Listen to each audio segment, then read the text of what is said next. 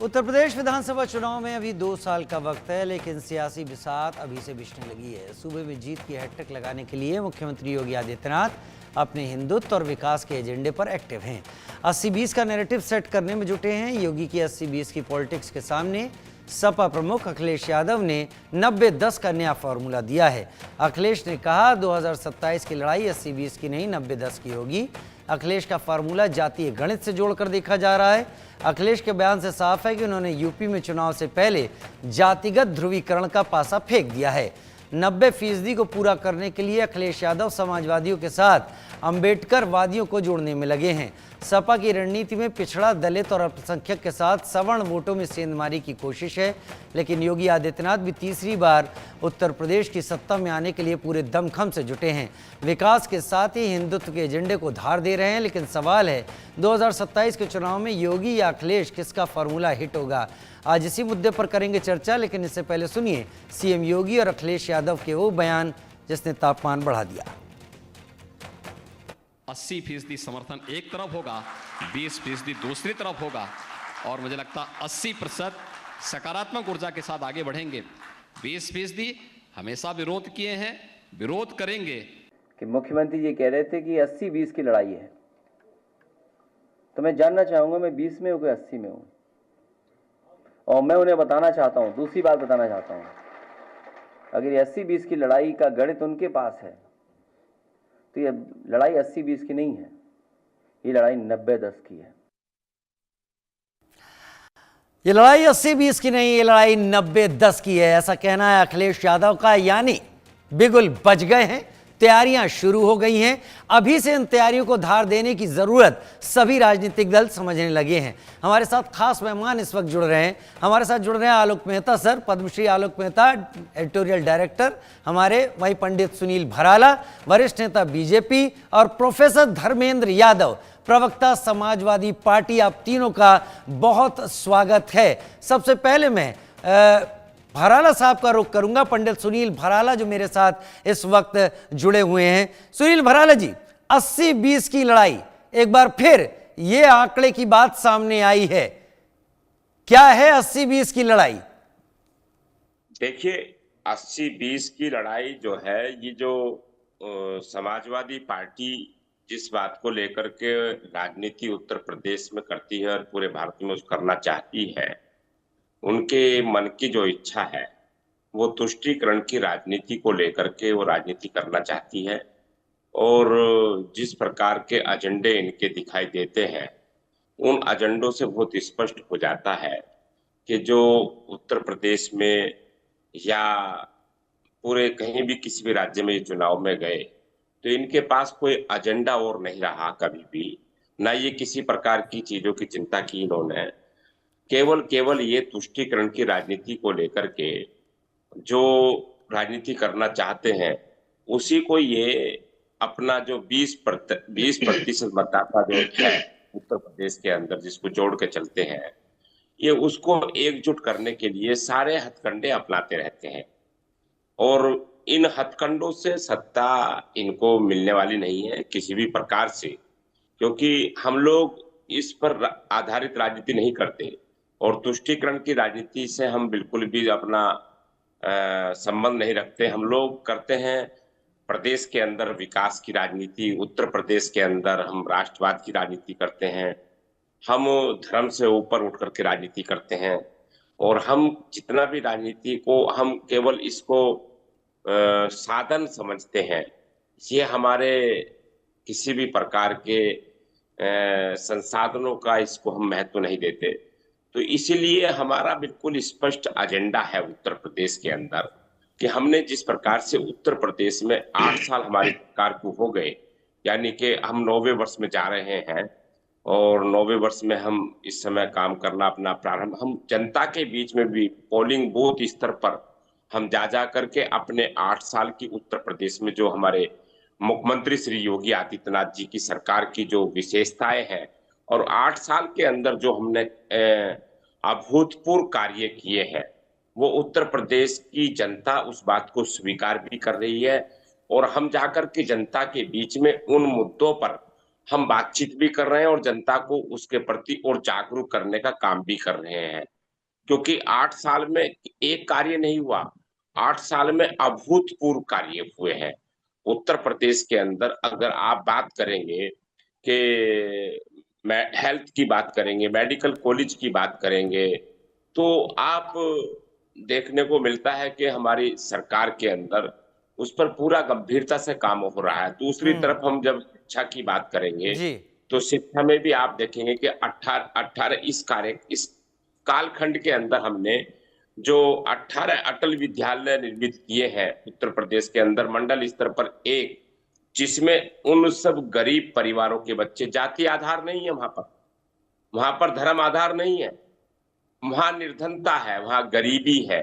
अगर वो हमारे श्रमिक परिवार का, गरीब परिवार का बच्चा है और उसको शिक्षित होने के लिए हमारी पूरी सुविधाएं उस अटल विद्यालय में हमने दी हैं, और उन सभी उत्तर प्रदेश के 18 विद्यालयों का हमारा ये क्रम जारी हो गया है। वे सारे ओपन हो गए हैं, उसमें एडमिशन भी हो चुके हैं। ठीक है। इस 8 साल की सरकार के ये बहुत एक बिंदु बताया मैंने आपको, इतने अनेक बिंदु हैं कि जिसको समाजवादी पार्टी उस बात को देख भी नहीं पाएगी और वो समझ भी नहीं पा रही है।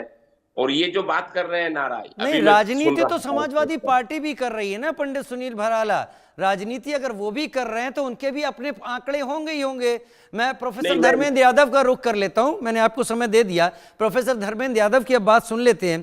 प्रोफेसर धर्मेंद्र यादव, 80-20 का आंकड़ा तो महाराज जी उत्तर प्रदेश के मुख्यमंत्री दे रहे हैं, लेकिन अखिलेश यादव जी ने इसको पलटते हुए कहा ये 90-10 का है। समझाइए 90-10 का क्या है, कैसे है, और कैसे आप आगे भविष्य को देख रहे हैं इस आंकड़े के साथ। राजीव जी, भारत देश में अखंड भारत की बात करने वाले पटेल साहब, सरदार पटेल जी, जिसका विरोध भारतीय जनता पार्टी के पूर्वज लगातार किए, देश की आजादी की लड़ाई लड़ने वालों के खिलाफ भारतीय जनता पार्टी के लोग खड़े रहे। अंग्रेजों का जो नारा था, देश को फूट डालो शासन करो, देश को बांटने में भारतीय जनता पार्टी और उनके पूर्वजों ने कोई कोर कसर नहीं छोड़ा। और उत्तर प्रदेश के चुने हुए मुख्यमंत्री, जब आप मुख्यमंत्री चुन लिए जाते हो तो किसी पार्टी के नहीं होते हो। आपकी गाड़ी पे किसी पार्टी का झंडा नहीं लगता, आपकी गाड़ी पे देश का झंडा लगता है। आपकी जवाबदेही पूरे प्रदेश की होती है, चाहे किसी भी दल का हो, किसी भी जाति का हो, किसी भी धर्म का हो। लेकिन खुलेआम मुख्यमंत्री जी कहते हैं 80-20 की लड़ाई। तो देश को बांटना भारतीय जनता पार्टी की परंपरा में भी शामिल है, भारतीय जनता पार्टी के इतिहास में भी शामिल है, और इनके डीएनए जांच अगर हो जाएगी तो उसमें भी पता चलेगा कि भारतीय जनता पार्टी हमेशा बंटवारे की राजनीति करती है। चलिए 90-10 पे आइए। इसलिए भारतीय जनता पार्टी से अखंड भारत की बात नहीं करी जा सकती। अब राजीव जी 90-10 पर आ जाइए। अब 90-10 पर। हाँ, बिल्कुल बिल्कुल। भारत देश की प्रगति तब संभव होगी जब इस देश के निवासी, चाहे वो पिछड़ी जाति के हों, वो दलित हों, अल्पसंख्यक हों, आदिवासी हों, जिसका जिक्र भारतीय संविधान के अंदर किया गया है, उनके उत्थान की बात जब तक आप नहीं करोगे। इस देश की 50% आबादी पिछड़ों की है। अगर पिछड़ा मुख्य धारा में नहीं आएगा तो इस देश का विकास संभव नहीं है। लेकिन भारतीय जनता पार्टी को लगता है कि भारतीय जनता पार्टी के पूंजीपतियों का विकास हो जाएगा तो देश का विकास हो जाएगा, क्योंकि डंकापति की अपनी परिभाषा है। डंकापति तो कहते हैं पूरे दुनिया में डंका बज रहा है, लेकिन अपने देश के लोगों को जंजीरों में जकड़ कर भेजा जाता है। वो भारतीय जनता पार्टी के हिसाब से उपलब्धि हो सकती है। एक महिला उद्यमी के कपड़े उतार लिए जाते हैं अमेरिका में जाकर के, मोदी जी कहते हैं ट्रंप हमारे मित्र है। तो भारतीय जनता पार्टी की परिभाषा में, परंपरा में बहुत विसंगतियां हैं, उस पर हम नहीं जा रहे। हम उस पर जाना चाह रहे हैं कि जो वर्षों की लड़ाई है इस देश में प्रभुत्व और समाजवादी लोगों के बीच में, देश के जो निचले तबके के लोग हैं, वो चाहे नारी क्यों ना हो, महिलाएं क्यों ना हो, बाबा साहब अम्बेडकर ने संविधान में नारी के अपलिफ्टमेंट की बात करी, उस पर समाजवादी पार्टी लगातार काम कर रही है।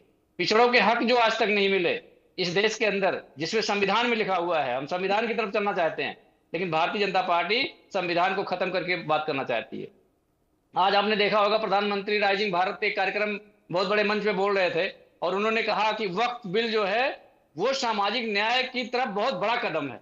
आप सोचिए कि देश के प्रधानमंत्री इतने बड़े प्लेटफॉर्म पे बात बोल रहे हैं, जबकि वो बिल सरेआम संविधान की धारा 13 सेक्शन 3 का सीधा उल्लंघन करती है। ये आपका कहना है ना, प्रधानमंत्री तो अपना वर्जन रखेंगे। ये मेरा वर्जन नहीं है, मैं आपको बता रहा हूं ना कैसे नहीं, प्रधानमंत्री तो अपनी बात रखेंगे, ये तो आप कह रहे हैं। प्रधानमंत्री अपनी बात रखेंगे, लेकिन संविधान में जो बातें लिखी गई हैं वो ना मैंने लिखी है ना प्रधानमंत्री ने लिखी है, वो बाबा साहब डॉक्टर भीमराव अंबेडकर ने लिखी है। उस बात पे हमें खड़े रहना पड़ेगा। आर्टिकल 26 क्या कहता है? इस देश के अंदर जितने धर्म के लोग रहते हैं, वो चाहे हिंदू धर्म के हों, चाहे इस्लाम के हों, सिख हों, ईसाई हों, बौद्ध हों, पारसी हों, किसी भी धर्म के जो लोग हैं, हर धर्म की जो अपनी धार्मिक संस्थाएं हैं, धार्मिक संस्थाओं के संसाधनों और जमीनों के लिए जो प्रबंधन है वो उस धर्म के लोग करेंगे। अगर उसमें कोई इंटरवेंशन का प्रयास करता है सरकार के चलिए ठीक है, इस पर चर्चा नहीं है, चर्चा 90-10 पर थी। सुनिए तो चर्चा 90-10 पर थी, इस पर बहुत चर्चा हो चुकी है और आप लोग तो अब सुप्रीम कोर्ट की दहलीज पर हैं। अब वहां पर बेंच बैठेगी, वो अपने आप तय कर देगी कि संविधान सम्मत है या नहीं है। मेरे साथ अब आलोक मेहता सर है, मैं उनको भी समय दूंगा। आलोक मेहता सर, 80-20, 90-10 लड़ाई कहां जाती दिख रही है? देखिए राजीव जी, अभी थोड़ा वैसे तो जल्दी है, लेकिन दुर्भाग्य की बात यह है कि यदि जाति समीकरण के आधार पर जो कर रहे हैं अखिलेश यादव, समाजवादी पार्टी जाति के आधार पर सब कुछ कहे यदि, तो ये एक अजीब सा लगता है। और खास करके जब ये देखना होगा कि कांग्रेस का नाम नहीं ले रहे हैं अखिलेश जी, कांग्रेस पार्टी को कहाँ रखेंगे, उनको कितना साथ रखेंगे। पिछली बार साथ रख लिया, कितना उसका फायदा हुआ नुकसान हुआ इतिहास जानता है। इसी दृष्टि से असली चुनौती आप देखिए, बिहार आज कांग्रेस का अधिवेशन हुआ है और आप ये मान के चले कि सब डब्बे हमारे पास है, तो ये गलतफहमी है। ये स्पष्ट क्यों नहीं करते कि देखिए कांग्रेस बाहर हो गई है, अब बीजेपी से हमारी सीधी टक्कर है। यदि वो कहते, जैसा प्रधानमंत्री नरेंद्र मोदी तो कांग्रेस को और योगी आदित्यनाथ, ये सारे लोग बीजेपी के लोग तो बाकायदा कांग्रेस को निशाना बनाते हैं। तो असली चीज ये है कि कांग्रेस को यूपी में जो रहा है प्रभाव, वापस वो तो अपना वोट बैंक खींच रही है, मायावती पीछे हो गई है। अखिलेश जी का प्रभाव रहा है, मैं तो अब कह ही रहा हूँ धर्मेंद्र जी, लेकिन ये ध्यान नहीं रखे, वो कौन देखेगा कि अमेरिकी राष्ट्रपति कहाँ डांस कर रहे थे जब मुलायम सिंह जी की सरकार थी, अमर सिंह जी थे, उसको भूल जाइए। बिल क्लिंटन, हिलेरी क्लिंटन को पैसा, उनके साथ कैसे संबंध थे, ये लोग याद दिला देंगे। इसलिए ये मत कहिए कि अमेरिका क्या कर रहा है और अमेरिका के साथ क्या है। पूंजीपतियों में अनिल अंबानी किसके साथ थे? इसलिए ये सब बातें कहना बड़ा शर्मनाक लगता है कि आप उन चीजों को जिसमें अपने खुद की जो कमियां हैं और जातिगत करना। देश जब एक तरफ आगे बढ़ रहा है, आप देखिए मुस्लिमों को भी वही घर मिल रहा है जो हिंदू को मिलता है, वही पानी मिल रहा है, वही गंगा का पानी है, वही यमुना का पानी है। हर एक लोगों को घर में गैस आ रही है, तो क्या ये कोई दिखा सकते हैं कि इन मुस्लिमों को नहीं गैस मिली है यदि वो गरीब परिवार के हैं? ये जो जातियों को तोड़ने का जो अभियान है, जो पहले सबका रहा है लक्ष्य, अभी चाहे आप किसी नेता को भी कहेंगे जो पुराने समाजवादी भी रहे हों, कांग्रेसी रहे हों, लेकिन दुर्भाग्य है कि अब उनको लग रहा है राहुल गांधी और अखिलेश में टक्कर है, योगी आदित्यनाथ से टक्कर नहीं है। वो बीजेपी अपना निपटेगी, कौन नेता तो क्या करेगा आगे। असली में बीजेपी तो कहती है भाई हम 100%, वो 90 पे भी नहीं बात करेगी ना। वो कहते हैं कि सारा 100% हमको चाहिए, हम सबका समर्थन लेंगे, उनके लिए काम करेंगे। इस दृष्टि से मुझे लगता है कि थोड़ा समीकरण उनको सोचना होगा और कांग्रेस से पल्ला झाड़ के देखिए, जहां जहां सीधी टक्कर हुई है वहां विकल्प में आया है। आप हिमाचल देखें, आप पंजाब देखें, पंजाब में वैसे अकाली भी रहे, लेकिन मध्य प्रदेश राजस्थान में जब सीधी टक्कर होती थी तो फायदा या तो बीजेपी को या जो बड़ी पार्टी है। यहाँ समाजवादी पार्टी कांग्रेस को खा चुकी है, मायावती की बहुजन समाज पार्टी भी कमजोर हो चुकी है। ऐसी स्थिति में लेकिन यदि वो ये सोचे कि हम जाति समीकरण के आधार पे करेंगे और कांग्रेस के साथ समझौता या न समझौता, ये जो बड़ी चुनौती है, तो जाति समीकरण तो लालू, देखिए लालू जो कर रहे हैं और राहुल गांधी तो इससे ज्यादा, वो तो क्या क्या नहीं बोल रहे, दलितों के नाम पर कह रहे, कन्या कुमार के साथ घूमते हुए बातें तो वो कहते हैं।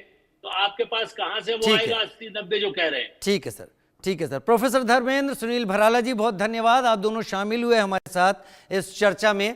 आलोक सर, आप बने रहे हमारे साथ। कांग्रेस से जुड़ी इस वक्त की एक बड़ी खबर सामने आ रही है। गुजरात